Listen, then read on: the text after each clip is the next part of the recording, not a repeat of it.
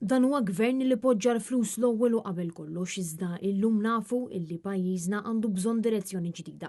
Hekk stqar il-kap tal-Partit Nazzjonalista Bernard Grech meta kien intervistat waqt il-programm Spotlight fuq Net Television fejn spjega li bil-budget Robert Abela ħaseb illi se jaljena lil poplu bil-flus. Iżda fir-realtà kompla jinjora l-kriżijiet li ħakmu lil pajjiżna fosthom l-esplużjoni fil-popolazzjoni, it-tniġġis fil-baħar, is-sistema tal-elettriku illi qed tfalli, rata ta' school leavers illi qed tiżdied u lista ta' stennija twila fl-isptar Mater Dei fost l-oħrajn.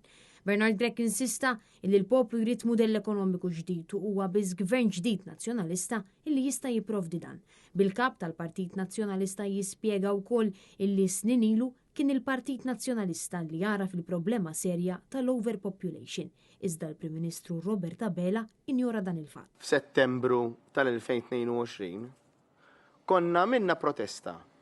Tajjeb, u konna minna wkoll żmien tal-budget aħna nitkellmu l-koll dwar il-kwalità tal-ħajja. Sentejn ilu konna diġà femna li għandna problema u konna diġà femna bħala partit li jrid jaspira jkun fil-gvern biex isolvilek il-problemi u jagħtik futur aħjar. Il-issue prinċipali se tkun li pajjiżna ma jistax jibqa' għaddej bil-kwantità. Illum sentej wara l-gvern wara li baqa' għax li kieku dak kien għal-waqaf jagħmel sara.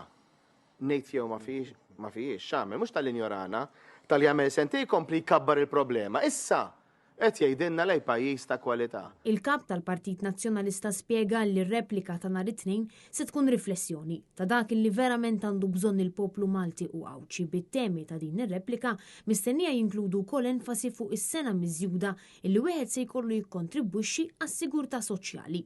Mhux talli żiedu l-popolazzjoni bil-weda li m'hemm bżonn mhux se jkun hemm problemi għall-pensjonijiet għada pitada, talli issa xorta se jkun hemm u kien hemm u ħadu miżuri illi se effettwaw lil min twilet wara 1976, tajjeb, li ħajkollu sena iżjed xi ħallas kontribuzzjonijiet. Huwa spjega wkoll illi huwa inaċċettabbli illi l-gvern qed jibqa' jintaxxa l-kola minkejja li l-imsieħba soċjali flimkien mal-Partit Nazzjonalista qablu illi m'għandux jintaxxa. Fil-programm Spotlight, Bernard Grech insista li gvern ġdid nazzjonalista se jagħti tama u kwalità ta' ħajja aħjar, iżda dan jista' jsir biss b'onesta u b'għajnuna tal-poplu kollu.